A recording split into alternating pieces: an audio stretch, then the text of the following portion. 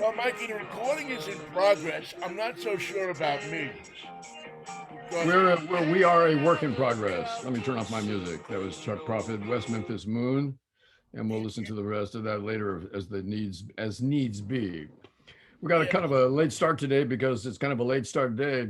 You know what they do in LA if they want people to calm down? They just have fog in the morning, get a yeah, little gray morning going. If you get up in LA and there's no sun, people just immediately calm down. I like that.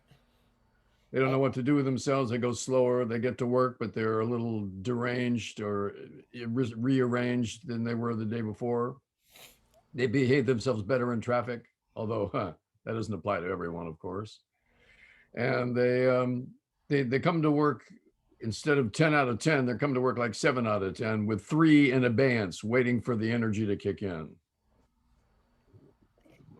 See now, if that happened up here, here in Seattle, by the way, and I'm New York Vinnie. That's Michael Knight, and we are Mikey and Vinnie Take on the World, which we do every Monday, Wednesday, and Friday morning at We wouldn't have to do that if usually the. around 10:10. But this morning, uh, anyway, if that happened up here, nobody get anything done.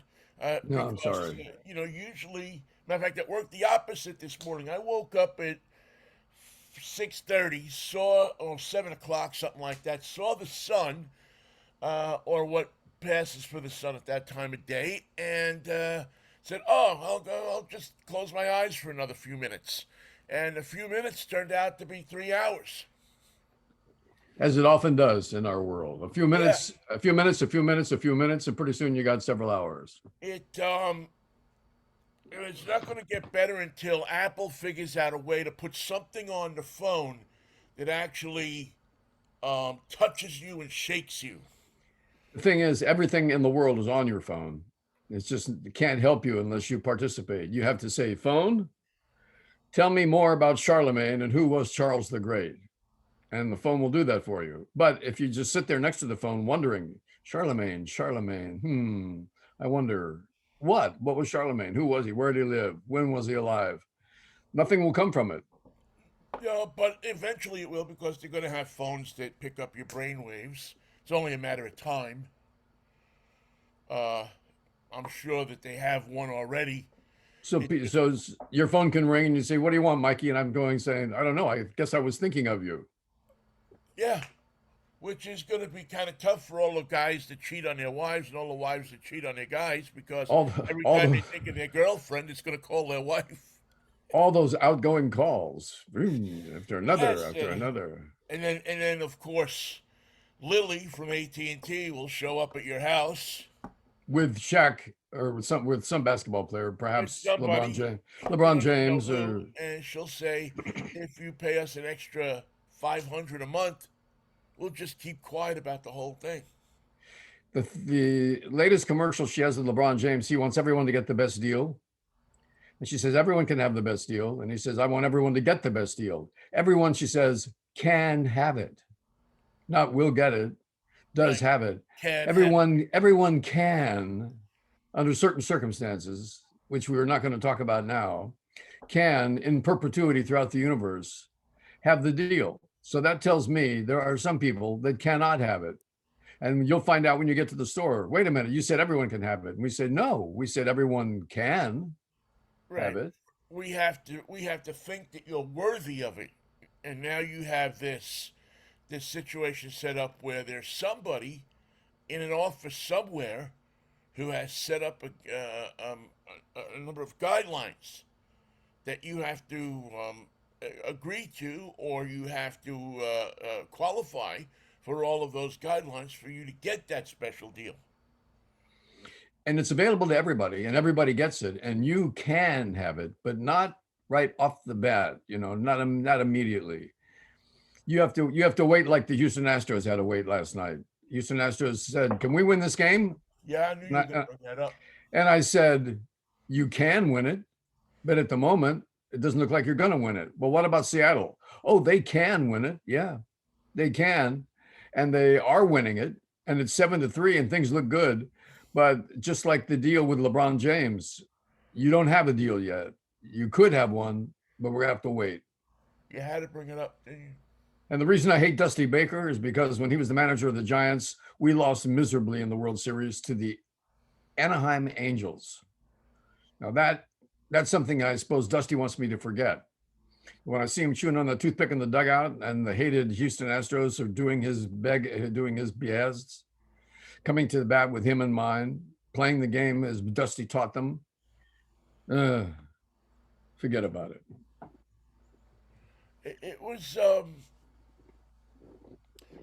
It was a perfectly revolting situation. What a revolting development this is. Yeah, I mean, it was. I mean, you saw it coming. It One was home run like at a a time. train coming down the tracks, and the minute you saw number 38 get called, as soon as you saw Robbie Ray coming in from the bullpen, it was almost preordained. Would you say that I know he only threw two pitches? He only had it to throw two. He would He have threw one if he could have figured out how to get away with that.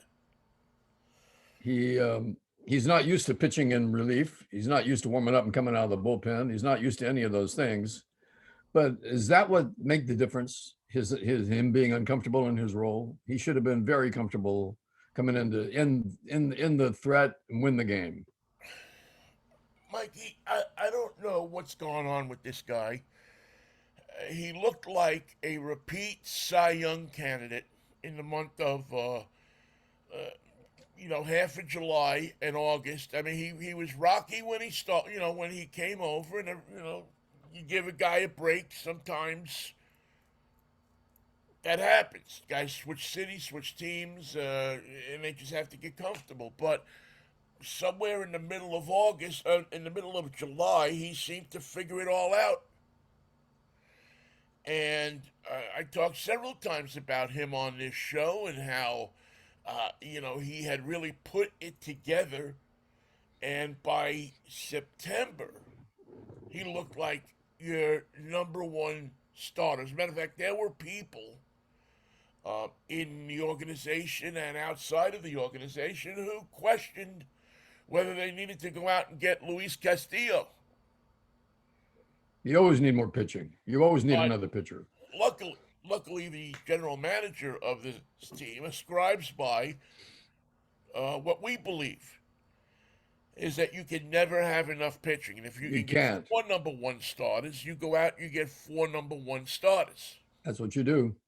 Because anytime you can get a deal for a guy of that stature, you go and you do it.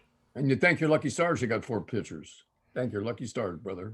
And somewhere in September, Robbie Ray started to go south again. And all of a sudden, and we saw it in Toronto. As a matter of fact, we had the discussion at the ballpark. Nathan, my producer, and I, for drive time, were at the ballpark, and we had the discussion. What do you do with Robbie Ray? Where does he fit into this whole thing? What do you do with him? And I said, well, against Toronto, you use him because he knows that team. And they know him. Right, but I think when it comes to the knowing game, the pitcher usually has the advantage. Well, my father said between the pitcher and the pitcher always has the advantage, no matter who Yeah. the hitter is. And that's borne out in the fact that if you are successful against somebody 25 to 30% of the time,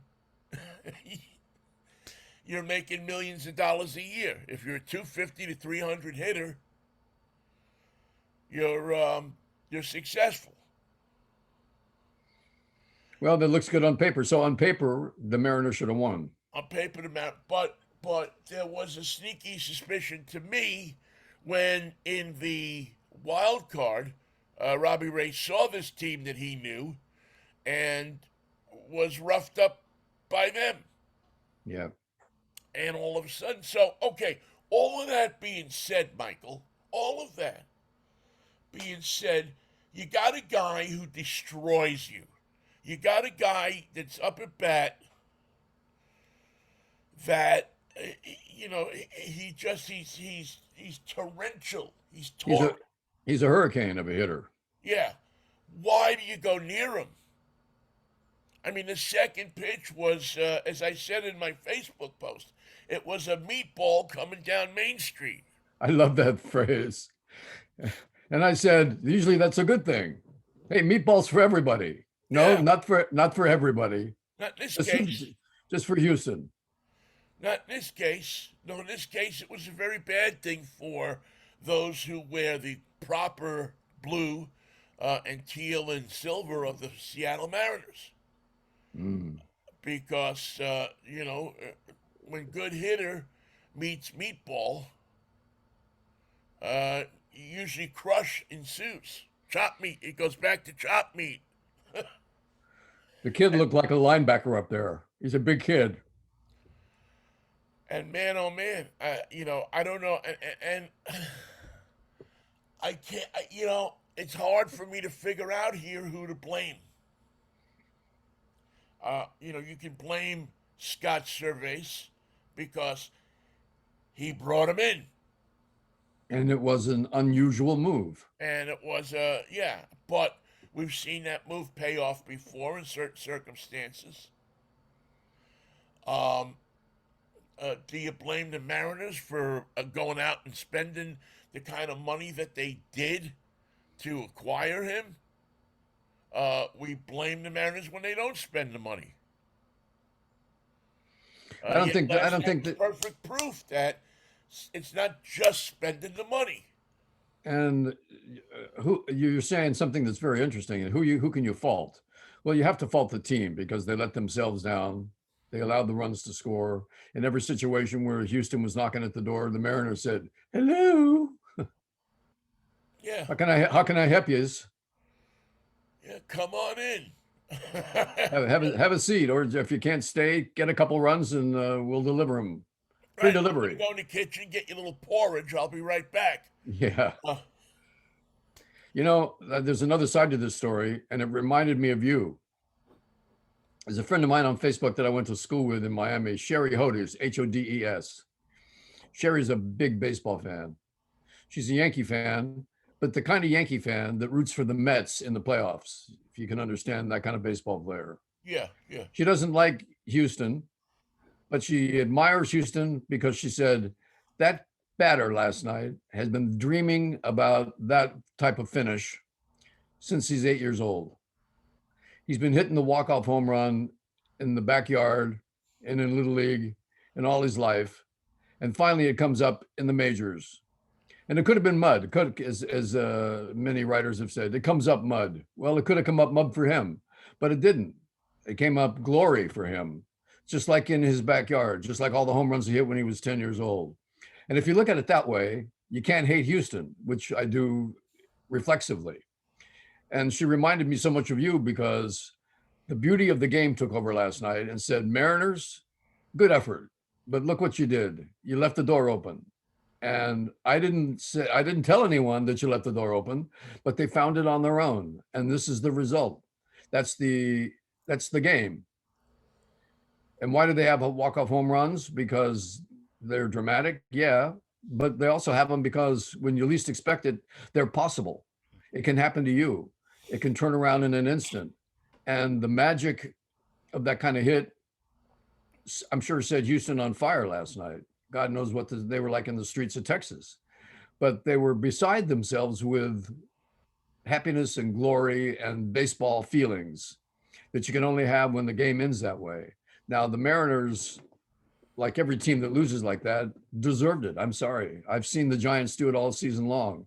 Walk-off home run with the Giants. The Dodgers swept them three series, not games, 3 series in a row. So I know what it's like to lose miserably to the team you want to beat the most. But there you have it. Now, there's only one thing left for them. I know that I read the accounts of the game last night in the Seattle Times, and it was pretty harsh. Seattle Times gave it to him. They gave him a real spanking. You let this happen, and it happened. You weren't prepared, and this is what became of it. You were there, but you didn't play the last couple innings. You made a move that really can't be justified, and you paid for it. Now, what he didn't say is, we have to win game 2, and we're even. But that's the challenge. You have to forget everything that happened today. Yeah. Do your weights and exercises, work out, get your pitching staff in order, and you have to go out and beat Houston. Now, if you can't, if this destroys the stamina and the spirit of the team, well, then you can't win in baseball. You have to put all that behind you and play another game like your life depends on it, because now it's every game is it. Every game. And I don't know what the numbers are, Vinny, but in basketball, whoever wins the first game usually has an 80% chance of winning the series. Yeah. It doesn't I, it I doesn't make think sense. It it's doesn't something make similar, doesn't Michael, if I remember right. It, yeah,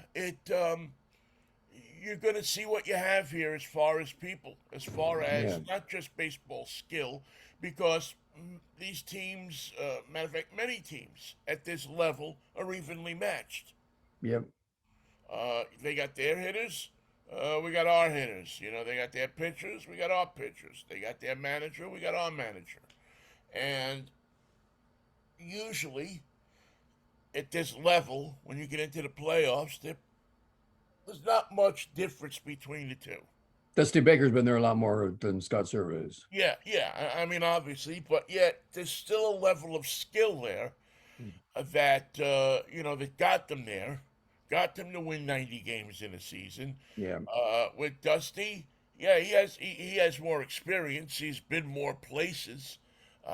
He has, he knows in those tight situations whether he needs to steal, whether he needs to take, whether he needs, whatever is required in that situation. But that's the beauty of baseball, is there's always that factor. You know, what should I do? Yeah. I That's didn't figure. I that's didn't. coaches Yeah. sitting on the bench. I didn't figure on this. Nobody figured on it. What are you going to do?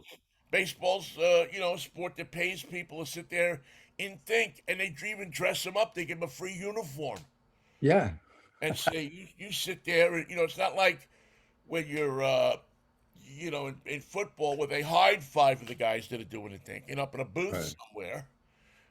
These five guys that are doing the thinking in baseball are sitting next to you. Why am I wearing a uniform? It's for the look. Just don't get it dirty, okay? We're not going to Yeah, wash your uniform yeah. tonight. We're going to charge you for that jersey if you lose it, or if you give it to some kid after the game. All of that being said, you yes, there is tomorrow. This is not a must-win game. This next game tomorrow isn't even a must-win game, because you still theoretically have a chance, if you lose this one, to come back and win two at home and then go back and tie the series up. So Well, I think it's pretty much a must-win for the Mariners. They have to show that they can play with these guys. yeah, well, but it's not an elimination game. No, but no, you're You know, right, but you're it's wrong. it's a we damn well better win. But again, and I don't know that this team has the metal, the METTLE, or the ability, or whatever it is, to bounce back from something like this. But we're going to find out tomorrow. We're going to And we, find out. One thing that Lou Piniella did so well, and taught his team to do so well, is what I call compartmentalize wins and losses.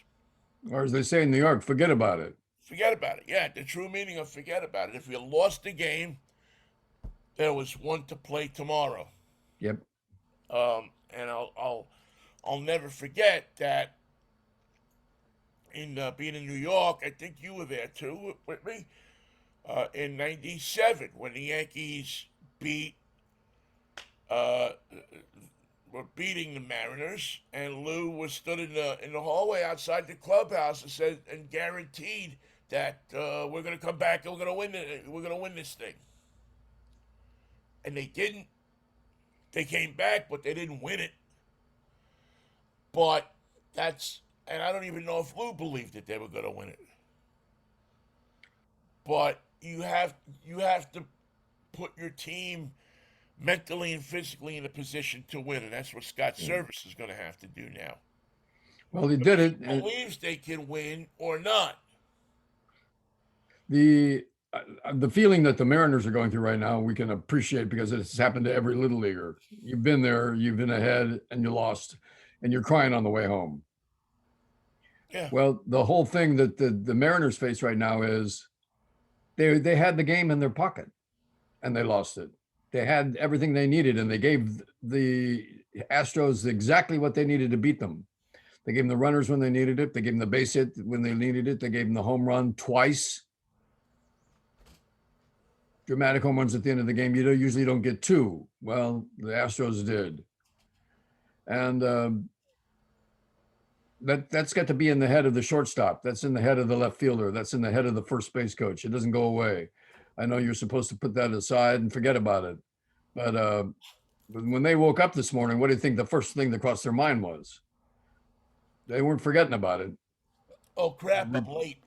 They were That's what, well, and this is where there's much talk today about with this new format. They get a day off today.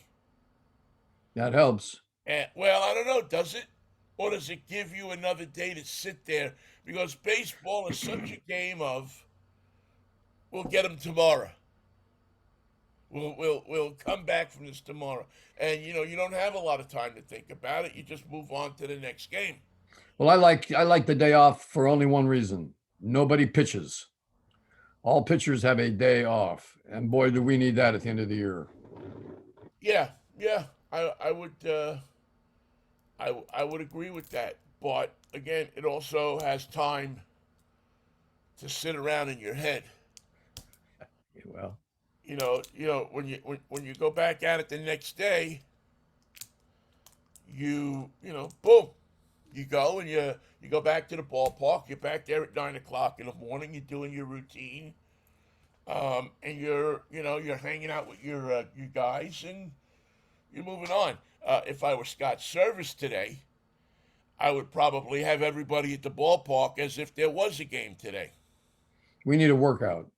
We need to work out. We need to, continue to stay in our normal routine. The same thing that happens as if we win. There's no hanging around in a hotel room till 10 o'clock, 11 o'clock in the morning.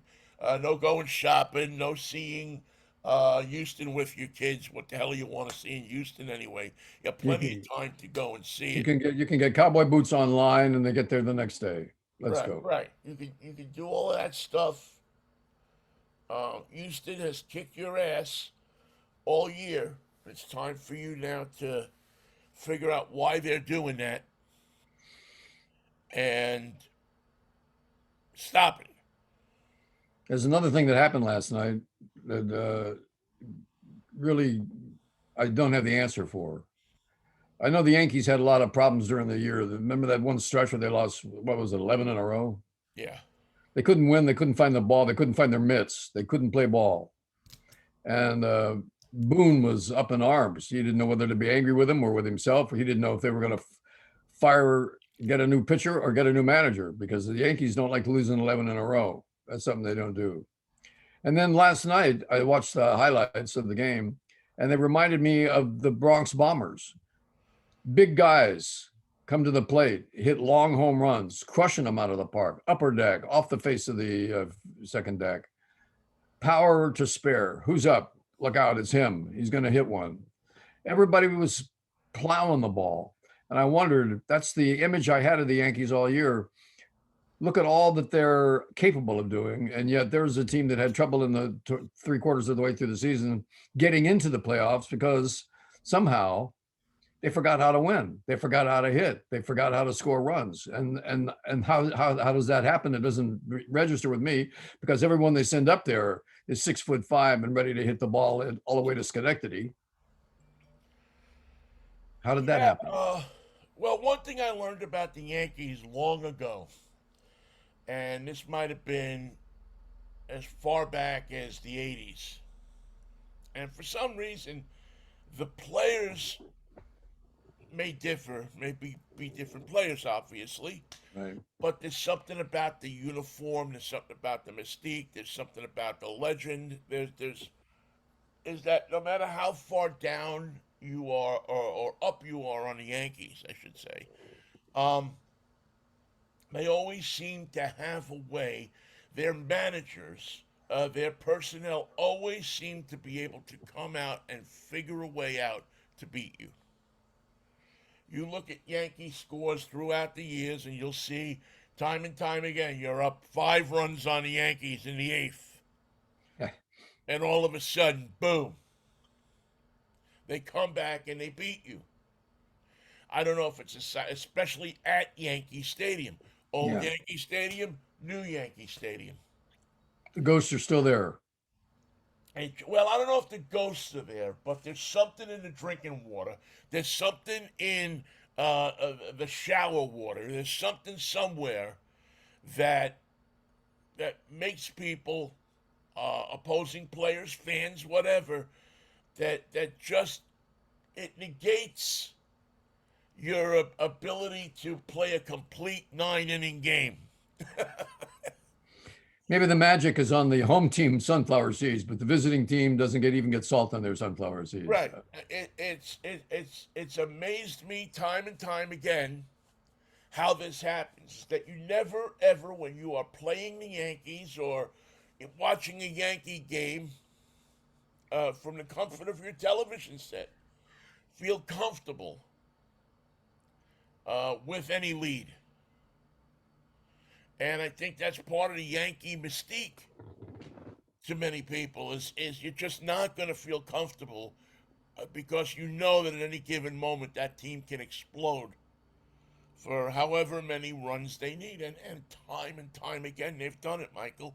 And when that happens, it puts something. I mean, listen, nobody hates the Yankees more than I do. Um, and but you got to give credit where credit is due, and that's a formula that I don't know if who figured it out. If it was Casey, if it was Joe McCarthy, if it was who it was. I don't know who it was that figured it out. But man, it just it's probably it's next to pinstripes. It's probably the most consistent thing about the Yankees that I've noticed in all the time I've been watching them. She says, I got Yogi Berra and I got Whitey Ford. What do you got? Yeah, and it's probably has something to do with the type of player they go out and get. It's probably or the type of owner they have, because when oddly enough when they were owned by CBS, it all went away. It really did. What was the name of the family? Not Coke, but Topping. no. One guy worked for CBS. He was the executive, and then he had his brother ran the team. It was a family deal. I can't think of Oh, it. Burke, Mike Burke, Maybe no. guy Doesn't with the sound big right. white hair. No, before that, it was 1980, 1981. Steinbrenner. No, before Steinbrenner took over because he rescued him. Well, Steinbrenner bought it from CBS. I know, but the CBS executive that ran the team, Was I believe Dan Topping. Trout. Trying to think of it. Oh, There were the brothers. One stayed with CBS and one ran the team. wait, I know. Wait, I got to think about it a second. I know who you. Oh man, didn't he come over from like the Cleveland Indians or something like that? Can't remember. I can't Oh recall. man. Anyway, it was bad days for the Yankees. They weren't being run by Yankee people. Oh, it was. Oh, those were horrible days for the Yankees, and Met fans reveled in it. And Um, horrible days for CBS too. They ran that company right into the turlet. yeah, they were. It was. Boy, it was. Something to see because they took this great Yankee franchise and they bought it what in '64, and whether it was them or not, in reality, it was just this juggernaut of stupidity. And they did it not just to the Yankees. They did it to CBS as the network. They did it to Fender guitars. How can you own Fender guitars and not make a good guitar? They invented the phrase pre-CBS. People were saying, who built this? Oh, we built it in Mexico with CBS. No, no, no. I don't want one of those. I want the company when it was just called Fender Guitars. Right. What about the Tiffany Network? Well, it was the Tiffany Network, but Cronkite's gone now. Look at the mess you're in. Well, and there's a great book I think by, was it David Halberstam maybe? He wrote a I bunch forget of the them. exact title, but it was I think the summer of '64, and it kind of chronicles what went wrong with the Yankees. And the biggest thing that happened with the Yankees in the 1960 to 1964 era was their refusal to sign black players. Who did they If you think Elston remember, Howard was? It seems like he was the only black on the team. yeah, there was a couple of others that had gone in and out through, but they're for the most part, the Yankees management did not believe that black players belonged in a Yankee uniform. And that was their downfall. And when you ask about part of what is one of the reasons that you hate the Yankees, Good reason. it was that. And if you remember, the Cardinals Oh, yes. and the Dodgers of the day supplied themselves with black players. Went out specifically, went to the Negro Leagues and found players that they thought could, as Jackie Robinson did, handle the pressure of playing and being called names, of all of the different stuff that happened to players when they put a Major League Baseball uniform on in those days. The vile and horrible things that were said. And And baseball as a company, as an organization, as an institution, had no opinion on it whatsoever. You want to say something nasty to Jackie Robinson while he's batting? We're okay with that. We'll go along with that. We'll right, see how this thing's it turning was out. other players Yes. that really stood out. I mean, the famous scene of Pee Wee Reese Yeah. putting his arm around Jackie Robinson in Brooklyn um, was something that baseball. Now I don't know if they consciously figured out that this had to happen at that level. That there wasn't anything they were going to do at that the higher level to make people accept black people. But the Yankees and the Boston Red Sox. I mean, we forget that the Boston Red Sox took until 1959 before they had a black player in uniform. That means nobody ever took the owners of Boston aside and said, now look, you see what's coming. Why are you being this way? You're making yourself look like a fool. The Yankee, well, but not to the fans of Boston. The Yankees, who owned the team at the time, didn't look foolish. Matter of fact, they looked quite heroic to people in Boston because that was the kind of town Boston was. Uh, God bless the late Bill Russell. Ask him about playing up. You can't anymore, but read some of his books or see what he would tell you on the golf course that he wouldn't put into print about some of the things that happened to him playing up there. Uh, Well, now I don't know how the Yankees make their decisions, but it seems to be when they get ready to sign a player, they look at the guy and they say, "Do you have one like that but bigger? Have you got something? You got something? You got something in the XSL? We were looking for someone 6'4" or taller." right. Well, and that whole race thing has gone away, at least for for the most part. I'm not going to say it doesn't exist still, and in certain cities it's worse than others, but they locked themselves, and part of the decline of the Yankees in '64, I believe, and I believe it's Halberstam, writes in this book that the Yankees had opportunities to sign, several players that went on to great careers, but got on the bus a little too late. Yeah, And listen, the Mets aren't without fault either. The Mets took a guy named Steve Chilcott. that's a sad story. Have you ever heard of Steve Chilcott? Every once in a while you mention him. Yeah.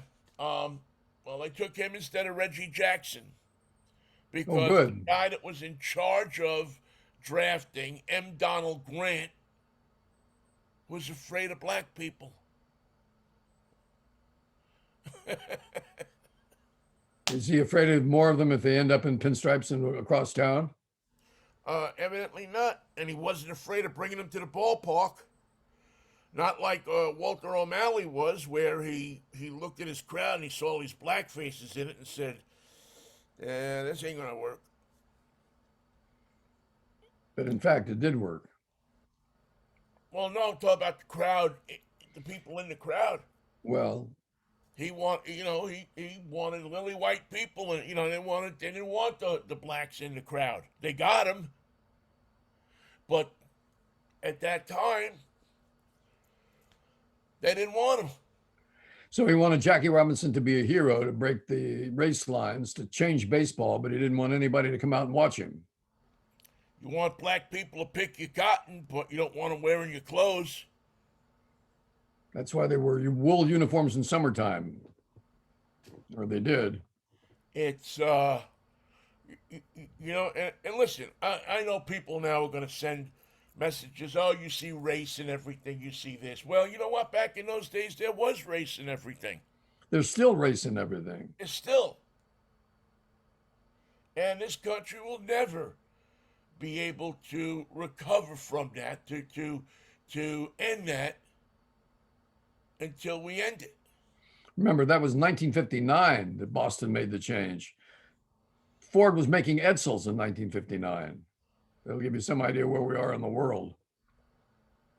God was still making black people, but Ford was making Edsels, and Boston was putting their big toe into the water that was about to change the face of sports forever. I was 4 years old. I was here for those times. It wasn't like, oh, that's something that happened in 1865. That's when they played AAA at Fort Sumter. No, it was later than that. So, I mean, when you had thinking like that in Major League Baseball, what do you expect?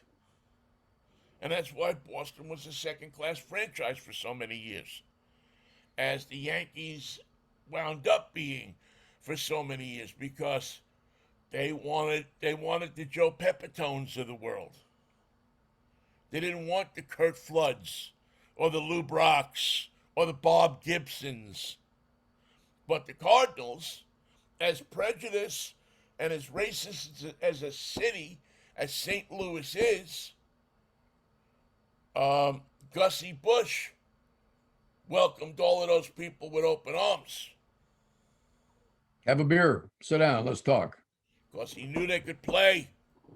For Gussie, it was about, I want to win.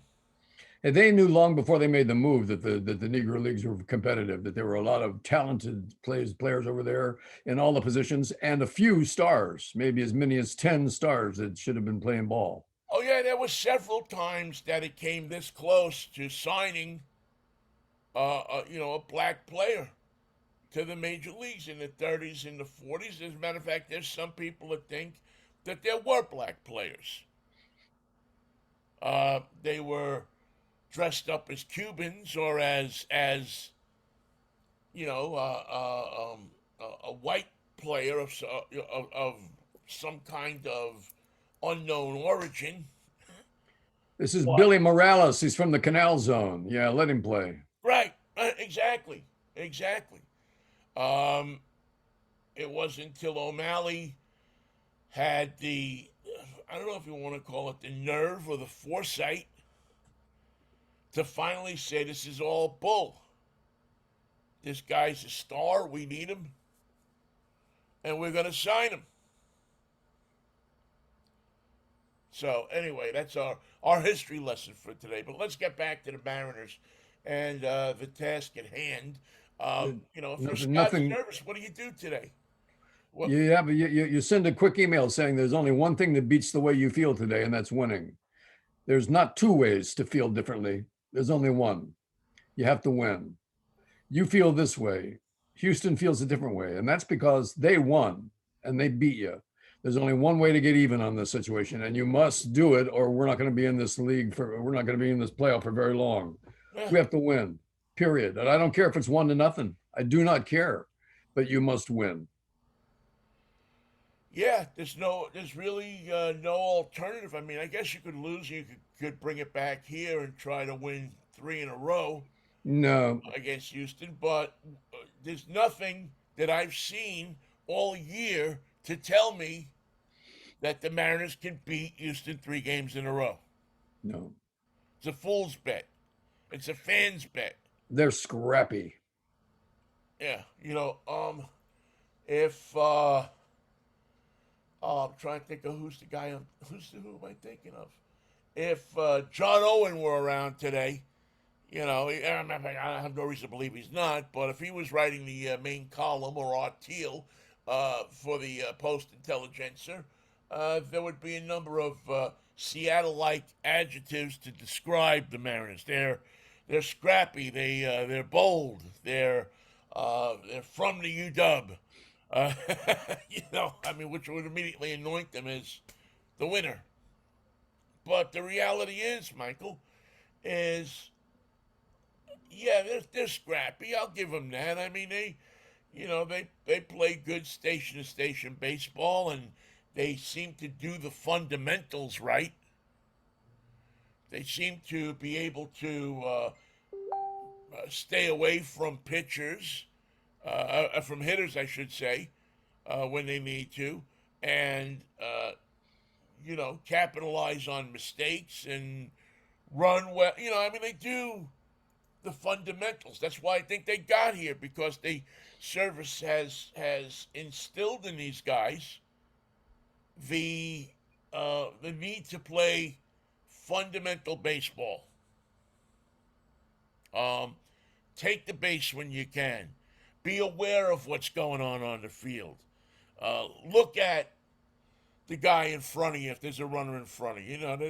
You hardly ever see the Mariners run themselves out of innings. You see guys that know how to bunt, that know how to pull that element of surprise out of their bats. Well, they've got here, Vinny. Here they are. They're in the playoffs. A Yeah, lot of people, we wondered if they were going to be able to pull that off, and rightly so. We weren't certain that they were going to make it, but there they are, and they did it in dramatic fashion. They did it in extraordinary fashion. But that only earns you a place. It doesn't guarantee you anything beyond that. That's the beauty and the ugliness of the playoff system. You start all over again with right. new foes who just won as well, and Houston's going to be tough, and I do hate them because they're not above the fact that they can put together a rally like that is not enough for them. Last year they wanted to cheat too. They Yeah, wanted to beat the Dodgers, but they wanted to cheat the Dodgers. and let's face it, Mikey. When are you going to get a chance? It would have been, and probably up to the ninth inning yesterday, was a spectacular charge for this team Yep. to go out and mess Verlander around the way they did. Yep. That's not going to happen 2 times in a row. I Verlander doubt it. had a bad day. He didn't lose everything he's got. No. It happens. You caught a break. And it's the end of the season. He's had a lot of pitches this year. Yep, it's the end of the season. He's pitched a lot. He is. He's not going to go out there for a second game in a row and blow that. Great pitchers know how to self-correct. They look at their video, they see what something they don't like in their windup, they see something they don't like in their step, they see something they don't like the way they hold the ball or grip for the slider. They'll find something, some reason. He'll analyze it down to the quarter inch, and he'll be a different pitcher with a different attitude. I've never done this, but maybe if I have a crazy day today, but if I'm not busy, I will, and I don't think it means anything, but it's just the stats. I wonder how many of take the top 10 great pitchers that you've seen in your life. Um, if any teams beat them 2 times in a row. It's a tough one, especially in playoffs. Yeah. Did did anybody beat did anybody beat Tom Seaver, Steve Carlton, Sandy Koufax? Juan Uh, Marichal. uh, those types of that caliber of pitcher 2 times in a row. Ron Guidry, go back and uh, go back and I'm sure that somebody at the Elias Sports Bureau has already been on this. Already done that. They can tell you what the Mariners' chances are even before they get off the bus. Right. But as we know, with baseball, it's not only about the numbers. Although these days it seems like we put so much into the numbers, it's not only about the numbers. Baseball is one of the games where a certain kind of will make up for somebody who can't hit the ball as well, somebody who can't throw the ball as well. I think we saw that on Monday Night Football when Kansas City beat Oakland by the skin of their teeth, just by being Kansas City, just by having the talent spread across the field the way they did. They managed to hold them off and score what they needed to win. And both those teams lost on 2-point tries. So it was they went into the final moments having tried to score 2, and both of them failed in their effort. And it could have gone either way. But you saw that Kansas City had more vroom, had more Zsa Gabor. Yeah, I like that. More Shasha. And don't you wish that that's what the Mariners wake up with tomorrow when they go play? Have you guys got Yeah, it? Yeah, we got Jaja. We got Jaja. yeah. That's what I hope happens. I hope they wake up tomorrow, Mikey, with that they have. And again, I don't know what they're doing this morning. I haven't seen the agenda for the day. But if I'm Scott Service, I keep them doing.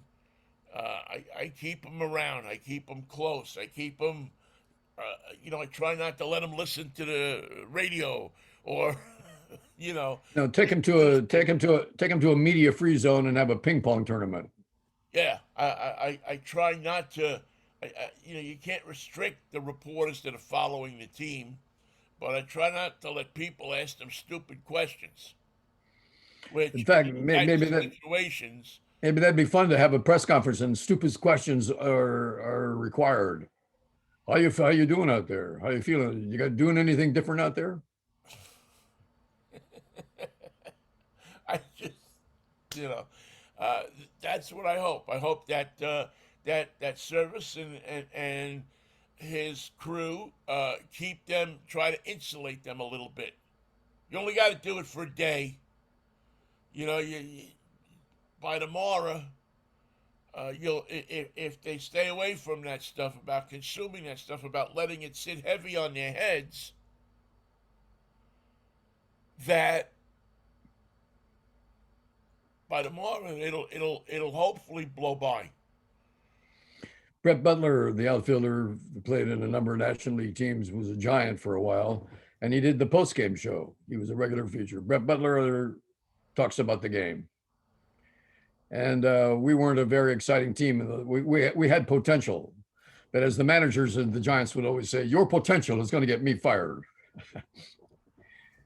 Very And true. we'd lose another game, and Brett Butler would say, we're going to put this one behind us. We're coming back. We're going to see Cincinnati tomorrow. We're going to be this and going to be that. I said, every time I turn on this show, you're putting something behind you. You don't ever put anything in front of it. You don't put it next to you. You don't put it in the trunk. You don't put it on the roof. You don't put it in your neighbor's yard. You just put it behind you. What are you doing? You're putting that loss behind you like it didn't count, like somehow you didn't lose it, but you did. Why not put that right in front of you and take a good look at it? You lost today. How the hell come? Tell me that, Brett. Tell me how come you guys lost. Let's talk about that. Let's not put it behind us. Let's put it right in front of us and talk about how we lost another one. It's tough. It's tough, um, but he was one of those guys, and there's a mixture of guys in the clubhouse, just like there is down at the lumberyard. Sure. There are the positive guys. Oh, look at that board. It just fell on Henry. Well, yeah, his wife is going to be rich. you know, and Butler was one of those positive guys. He saw um, good. He saw the upside of almost everything. Hell of a leadoff hitter too. Yeah, he can play ball. A lot of people said that he was the quickest player they had ever seen, uh, besides Ricky Henderson, and later when Ichiro came along, Ichiro at getting out of the box and getting up the line. Ichiro got the hit and left his bat behind. He was on his way. He had places to be. He was going somewhere. Ichiro, the bat. I mean, I swear that you could see the bat still standing up. Yeah, because he didn't need it anymore. Ichiro, how come? Took his hands off it and took off. Didn't drop it. Didn't do anything. And the Yeah, bat would just sit there for a second before it would drop. like a Warner Brother cartoon bat. Yeah, exactly. But the And thing you with see that. Ichiro, he says, I don't understand why these big players take the bat halfway to first. I don't need the bat anymore. I've hit the ball. Go now. My job is to get to first or to second or maybe further. That's why we have bat boys. Yeah. You can leave the bat Pick behind. up the bat. I don't have to take it anywhere. That's part of the fun of being a major leaguer. Is you take off and somebody else comes out and gets the bat. It's not like softball. And you can learn from him because he did so many of the same, his ritual at the plate, his ritual at the between pitches, his ritual of getting himself ready to hit the damn ball. And I know that I go on about this all the time. My team decided this year that they were going to see if they could win without hitting the ball, and it did not turn out well for them. So if the Mariners want to know what they can do to change their fortunes, hit the damn ball. Start in the first inning. Show them you've got your bats with you. Show them that you're not cowering under the first loss. Hit the ball. Well, you know what, Mikey? They have been hitting the ball um,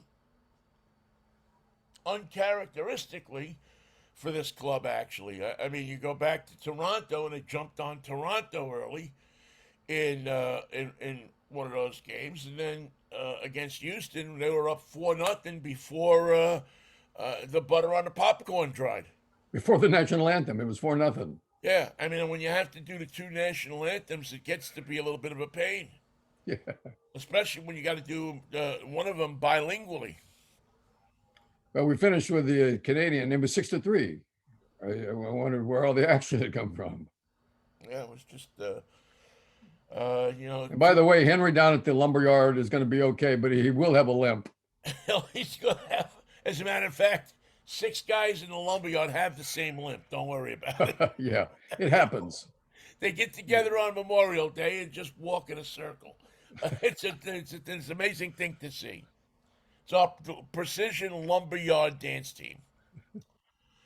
Yeah, Mikey, boy, I'll tell you, It I was hurts. devastated last night, and you know me, I I know. don't get, it's usually only the Mets that throw me into that kind of devastation. Well, it was the type of game, the type of statement that means bad things are coming. You think that game was awful? You think you feel terrible now? Wait till game 2. If this is the way you're going to play, you don't want to see game 2. Yeah. Yeah, it's funny because it really touched home to me how emotionally involved with the Mariners I've become over this year. Um, I usually reserve that for the Mets, but the Mets have decided to exit and allow me, as the Jets do every year, to pick another team. The Mets have decided to go to the Caribbean, take a few days off, but your island was destroyed in Hurricane Ian. Oh, damn. More bad news for the Mets. Yeah, they could. I mean, there's, at least they didn't spend what was it, $300 million to lose like that. At least the Mariners had some modicum of decency and didn't go nuts losing the way they did. So I don't know. Did Service do the right thing by bringing Robbie Ray in? Did he? Did he? I mean, if he was trying to build up his confidence, he certainly picked the wrong place to do it. And you can blame the manager, but you also have to blame the player. And if the player is culpable, then why didn't he have a conversation with the manager? Skip, I've never done this before. I'll do it. I'm ready. But don't you have a closer? No guarantees. No, never. No guarantees. No guarantees. I'll try. And once I hear that, the guy never sees the light of day in the game. Why don't you sit around and keep trying? I want to bring in somebody else. Right. You stay out there. We'll bring somebody else in.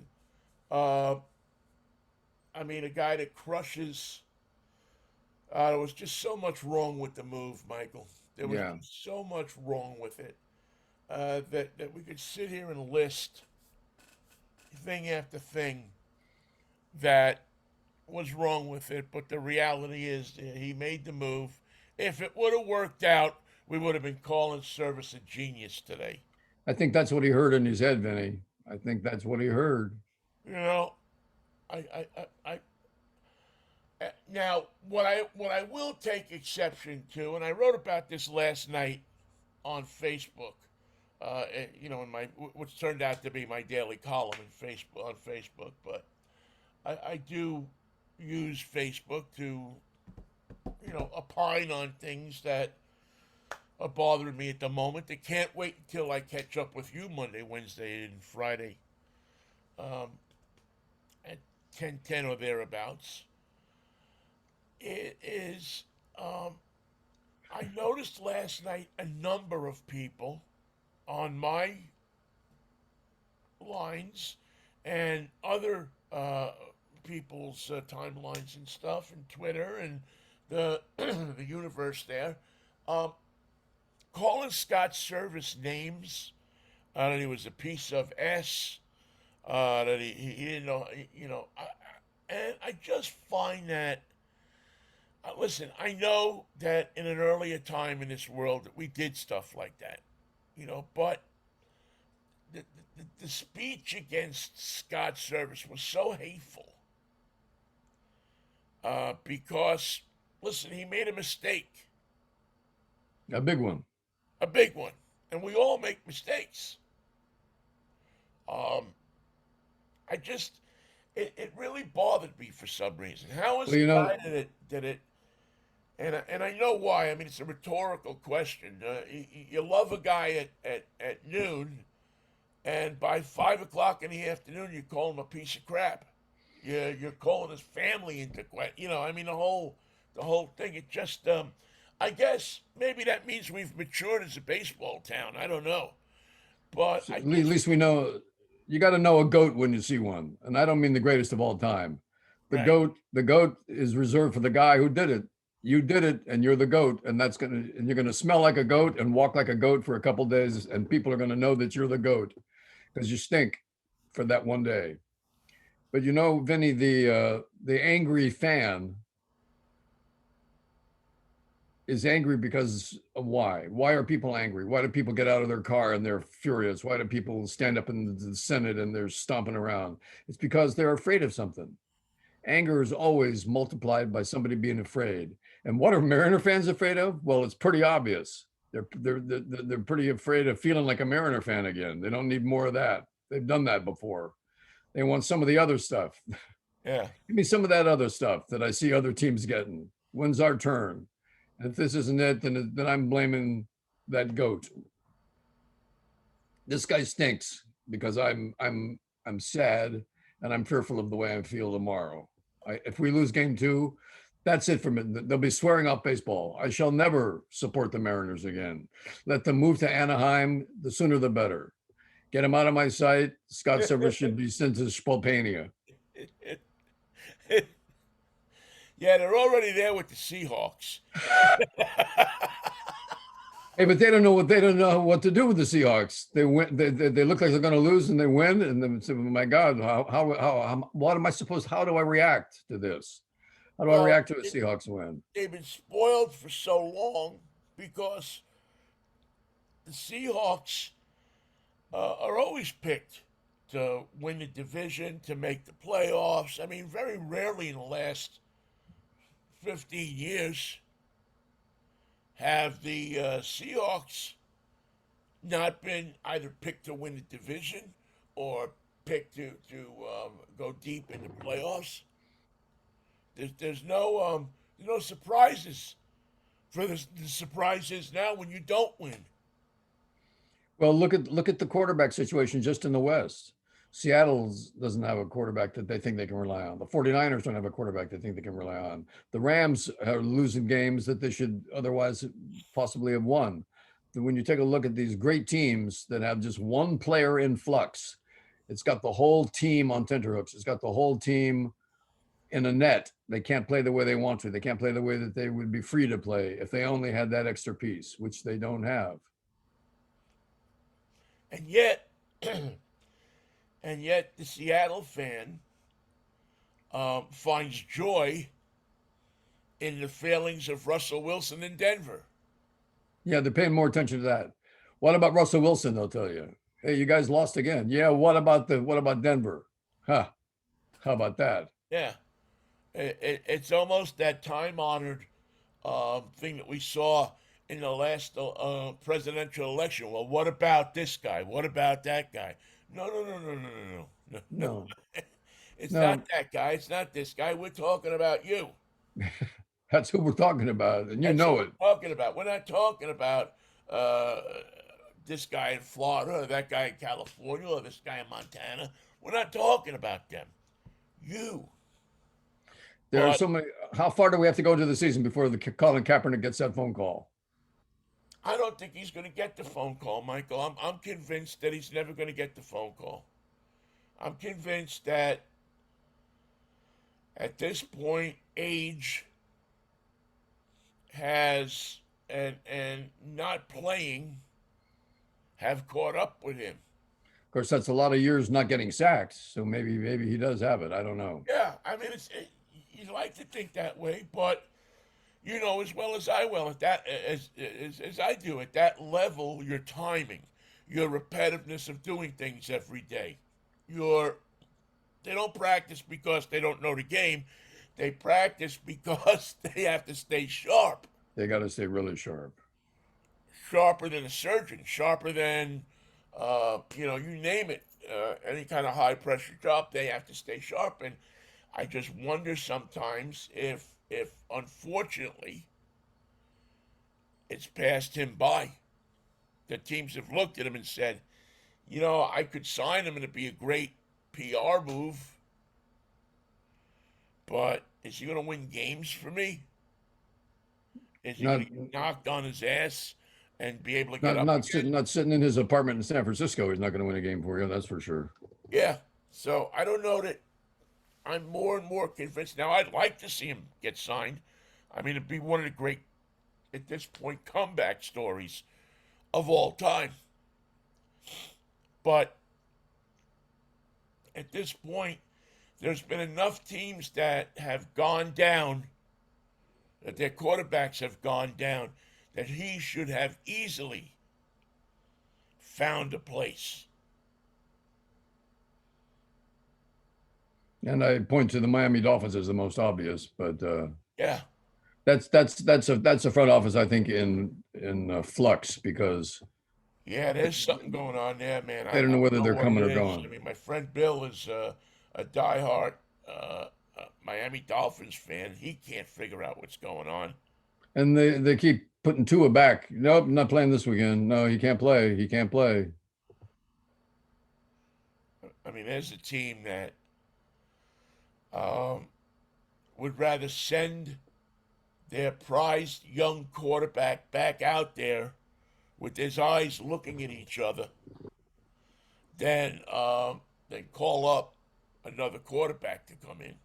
I was thinking of how we used to look at injuries and tough plays in football. When I was a kid, there was a player for Detroit, and he played for another couple teams called Dick Night Train Lane. Yep, I And remember. Dick Night Train Lane had long arms that he would pad up. And he'd come to meet you in the field, and all you get would be Dick Night Train Lane's arm across your face. He's coming at full speed. He didn't tackle you.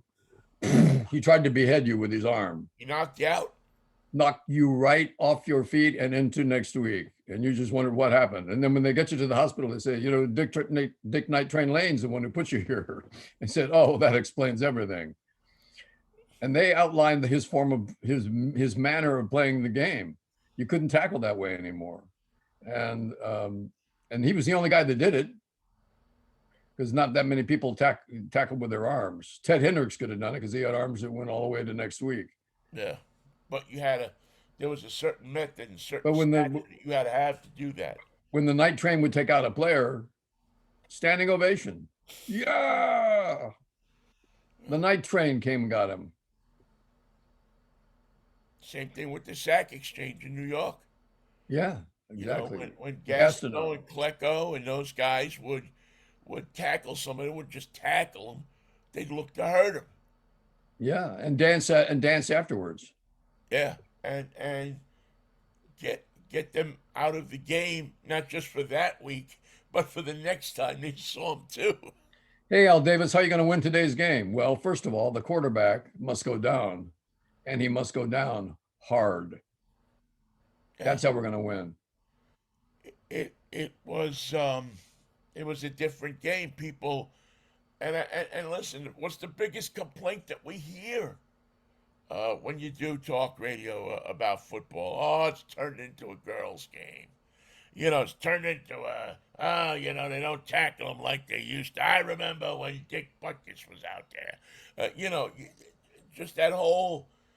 I'm not only paying my money to watch a ball move on Sunday, I'm paying my money to see people get knocked out. I want to see somebody carted off that field on a stretcher. If you want to see the And rough, the have to roughest, use the truck to come out and the, get them. the dirtiest, roughest game I ever saw of football was played between sorority at the University of Colorado. My daughter got a broken nose. Another girl got a separated septum. One girl had a twisted knee. Somebody got body checked into a whole table full of drinks. There were fist fights. There were name calling. There were steaming people being separated. And this was two sororities playing football, touch football. By the way, I had never seen anything like it. They were the most vicious players. They had no idea about the subtleties of the game. But when you saw when there was blood in their eye, you could see the look in their eye. They were beyond control. They had lost. They had gone over that border of decorum. They weren't nice ladies anymore. Gone away to play for a husband at the University of Colorado. They were the absolute and Vinnie. They crossed the line instantly. They get crossbody blocked or an elbow to the face.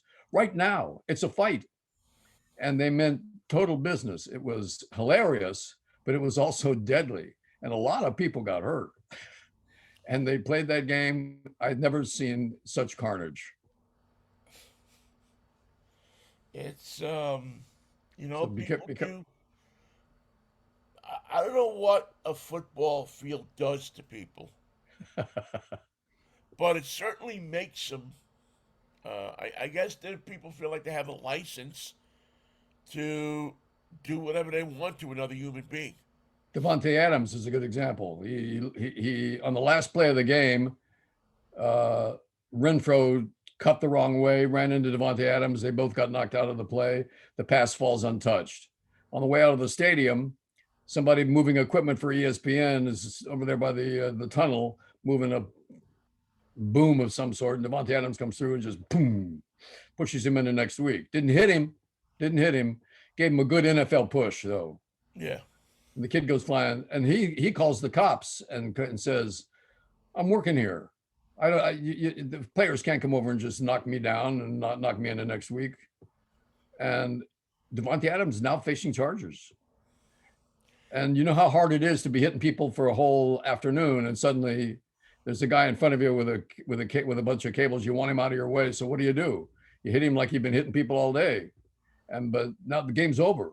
That's not how we live in this world. That's not how we play the game of the civilian. And Devontae, now you're a civilian, and get yourself a good criminal lawyer. The best free legal advice I ever gave you. Well, unfortunately, um, and I think that the guy is right to call the cops. If that's exactly how, and I only saw a short snippet of what it Right. was, but no, because you wear a number on your chest, whether it be on a police badge or on a football uniform, you don't have a right to just assault somebody. At your convenience. And you don't have a right or a license to push somebody, to hit somebody, to put your hands on somebody, to abuse a fellow human being. Game's over. Game's over, buddy. You No, don't no have more of that. that. I mean, I think it's even questionable at times whether you have a right during a game to do You that. you can't exceed your rights. That's for certain. You know, if you bean somebody with a baseball, and by bean I mean hit him in the head with a baseball that's That's assault. 80 miles an hour, you could kill him.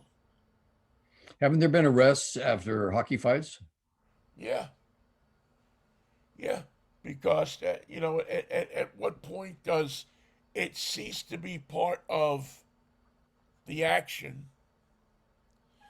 and start to be part of the interaction between It two people? become 20 minutes ago, that was not even a pretty good block. It wouldn't be good enough to decide the game. 20 minutes after the game, it's a crime. Yeah. Um, I, I don't know the guy, the player involved that well. I don't know what his situation is, but I hope that and you know what's going to happen. They're going to go to this guy, this ESPN worker or whatever, with a ton of money, and And an say, apology. Mr. Adams is very sorry for the way he acted. He'd like to show you how sorry he is. Well, that's that's okay too, I guess.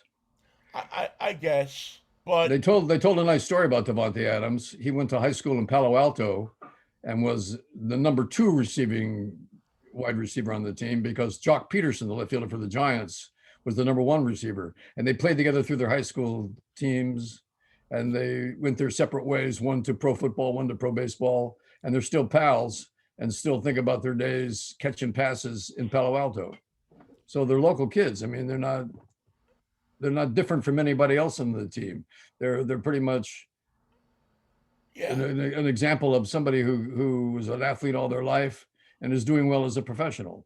And then bingo, you lose a game in a very traumatic way, like the Raiders did, yeah, and you act like that. yeah. You have to have some kind of self control. I mean, it's just you can't. If I have a crappy day, if we do a show and I have a crappy day, I can't go down to Dick's and smack somebody in line and tell them, "Oh, I had a crappy day doing a show." Well, you don't understand. I'm in the entertainment business. Yeah, yeah, right. Here's a grand. Leave me alone. Here's your grand. Leave me alone. Or if somebody sees you on the street, and listen, this has happened, I'm sure, to both of us, where somebody has seen you and didn't like something you said and started hollering at you, yelling at you, whatever it is, and you took it up to a point and then you either had to walk away or you had to walk your wife away. I mean, these things happen to people, but it doesn't give you a right to hit somebody unless they hit, unless you're defending yourself. And from what I saw in that video, he didn't look like he was defending himself, Adam. No, it was an action without any thought behind it, an action of convenience. He was taking out his frustrations on a civilian, and you can't do that.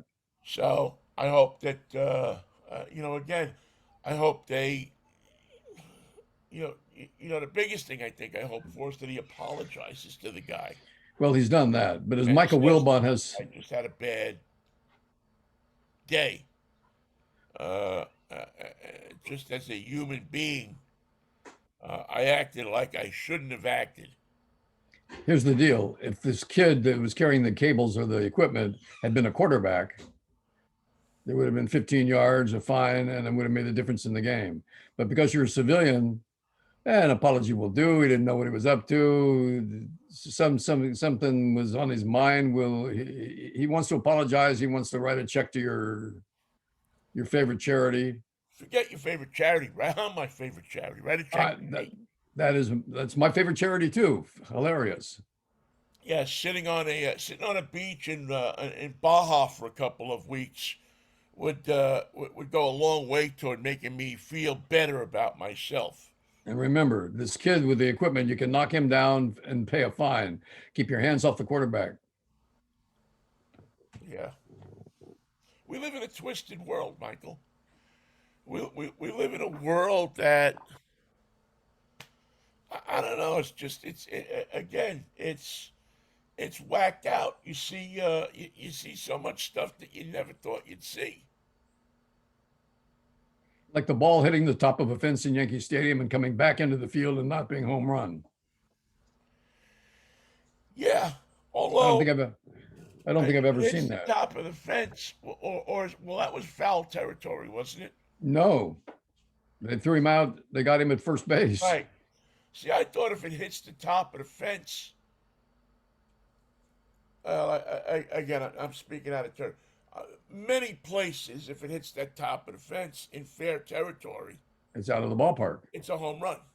Right. I don't know why in Yankee Stadium it's not, but usually if it hits uh, that thing, you get the signal going. Well, But I thought they replayed it and the fans helped out. well, But that was a pretty interesting moment, Michael. For all the dishumanity that we just talked about for the last 10 minutes, that was a moment of stark humanity. The people got out of the way. The player dropped his hat. The fan didn't pick up the hat and run up the aisle with it, thinking he got the souvenir of all time. He gave the guy his hat back. that's what you do in playoff baseball. You know, it just to me it was a really nice moment, and in a place where even the staunchest Yankee fan will tell you those people are animals. Oh, and they're willing to be animals. It's a willing participation. They cross the line. They become meat eaters. Yeah, it's really a a surprising and beautiful touch of humanity in that in that setting. I mean, it's hard that we have to find our touches of humanity, excuse me, in that manner these days. But I was pleasantly surprised. Those are the kinds of things that you look at and say, well, maybe there's hope for the human race. Well, yeah, you have to throw yourself on the mercy of the Las Vegas Raiders black hole. If you can survive that, if you can jump into the midst of that and being an opposing team player and emerge unscathed, I agree. The world is a better place. Yeah, unfortunately, those things don't happen that much. You get the Bartmans of the world who make a mistake and are threatened, Yeah. or you get the Scott Services of the world who make a mistake and are threatened or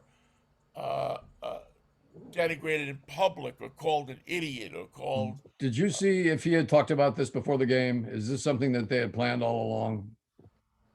I did not. I didn't see that.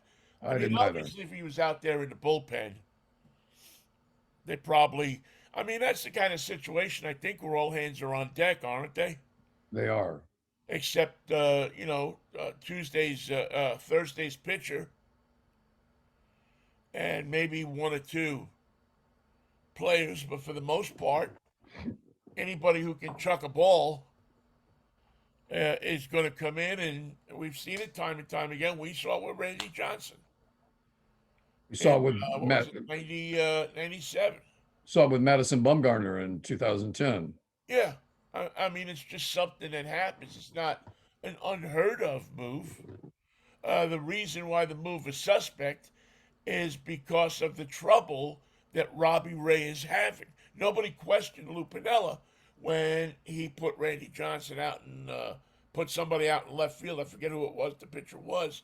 Brought in Randy Johnson to pitch to one guy and then took Randy out, and the relief pitcher came back in to pitch. Nobody questioned that. That's baseball. It's in fact that's a move that's not used enough. But with Robbie Ray, it was questioned only because he hasn't pitched well.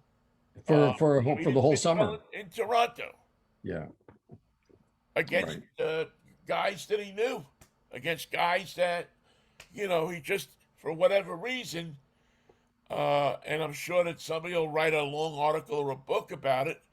This has been a really tough season for Robbie Ray. He's never looked like, except for a 6-week period maybe in August and July and September, he's never looked on track. And He's never Vinny, looked like he was comfortable out there. all the scouting on him has probably been saying that for weeks. Robbie Ray's hittable. Robbie Ray, wait on him. Robbie Ray, don't worry about it. He's coming to you. And that's what makes this a problem for Scott Surveys more than anybody else. Yeah, because he's got to explain.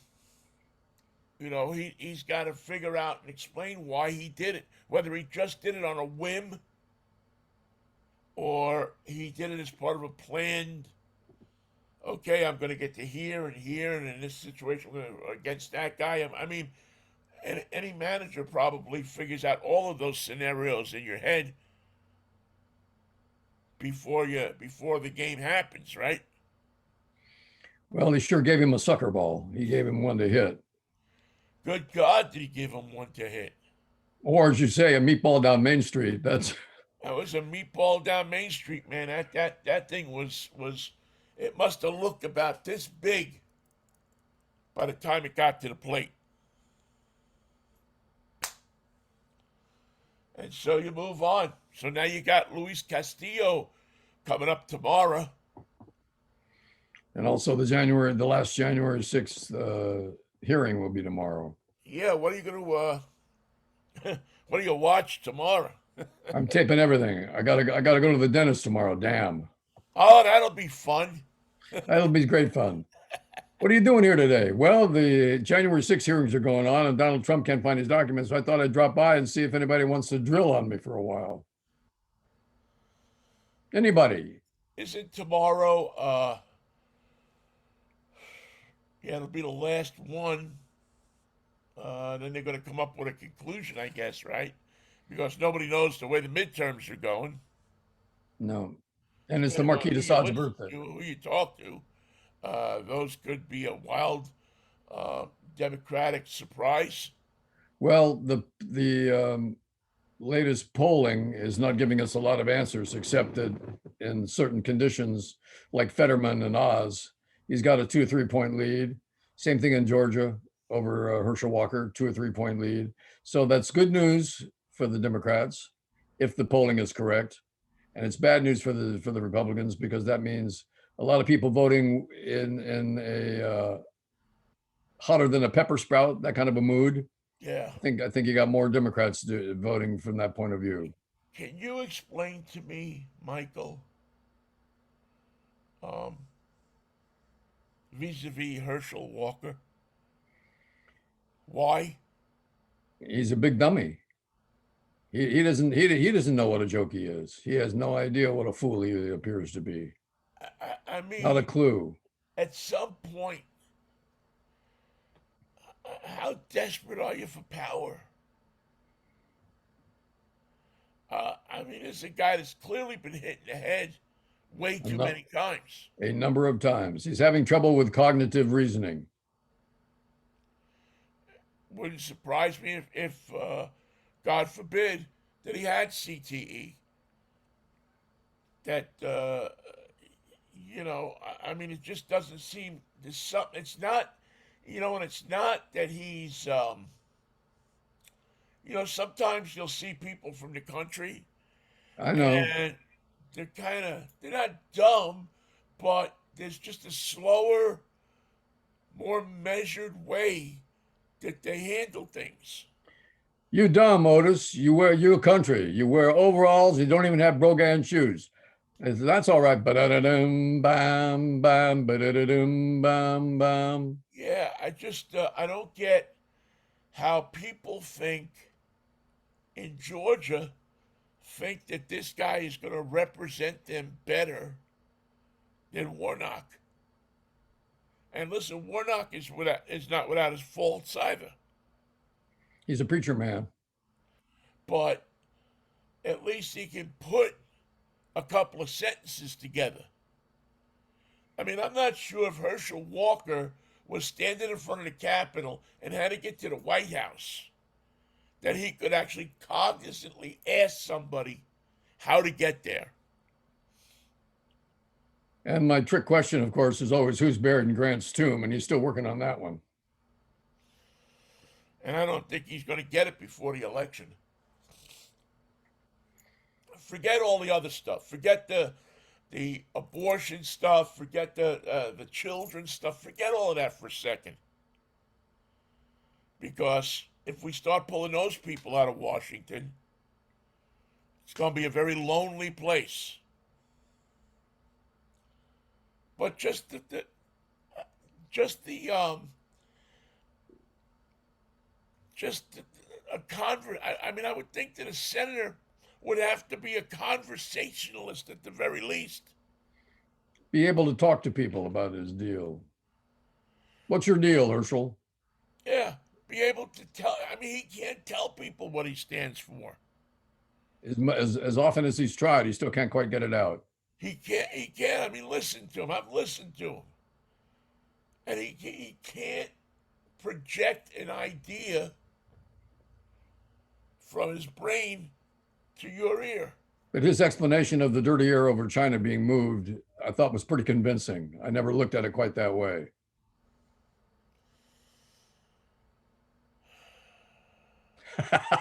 Vinny, the look on your face. I, This I, is well, you're going to welcome to America. Y'all going to love it over here. you know, and yet we have people that want to come to this country that have studied at universities that are trying to get here to make a better life for themselves. No, you're too dang smart and you're not from here. So get on out. And those people, we want to put a wall up to keep them out. And Herschel Walker, we want to make one of 100 people who decide the destiny of this country. I don't think it's going to happen. It's going to be close, but I think we've got the edge. And that better be the way it happens because it'll be ugly otherwise. Well, I just,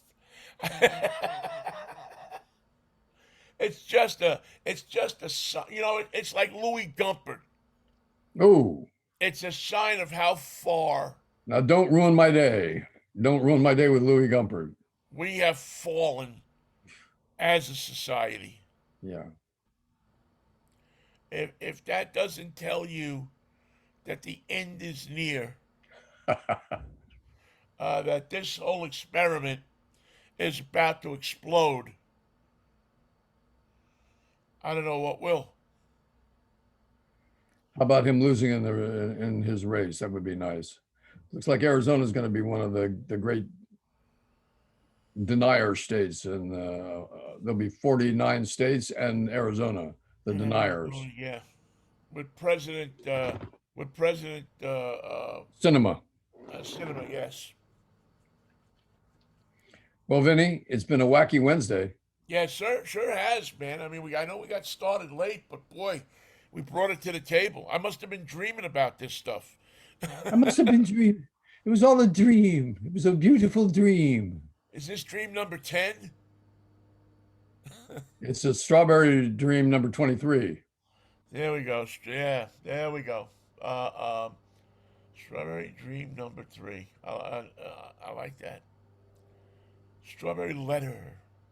Strawberry. Okay. Sugar Otis did the original, and the Brothers Johnson did the remake. Brothers Johnson. I was trying to figure out who it was.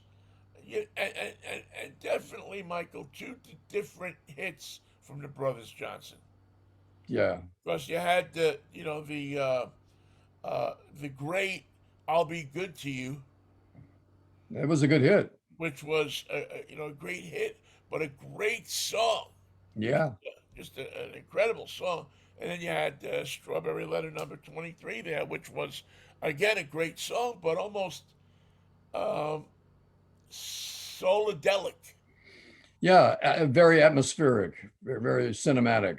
Yeah, yeah. It was yes, I always call those records them, the Chambers Brothers, solidelic. They combined psychedelic, it was as if the Beatles and I don't know, Wilson Pickett Yeah. would have made a record together. Well, they did in a way. If you've ever heard Wilson's version of Hey Jude. Right, right, right, right, right, right. Um, Well, on that note, I think you can't get a higher note than that. you can't get a higher note than "Hey Jude" by Wilson Pickett or the Beatles. So, No, Mikey, I will catch up with you, I should say, on Friday morning if the Lord's willing, the creek don't rise. that's the deal, and I'll be there. You're going to bring some Manischewitz? I'll bring peace, love, and Manischewitz. What a wine. See you, Vin. See you, Mikey. Take care. Thank you all for listening.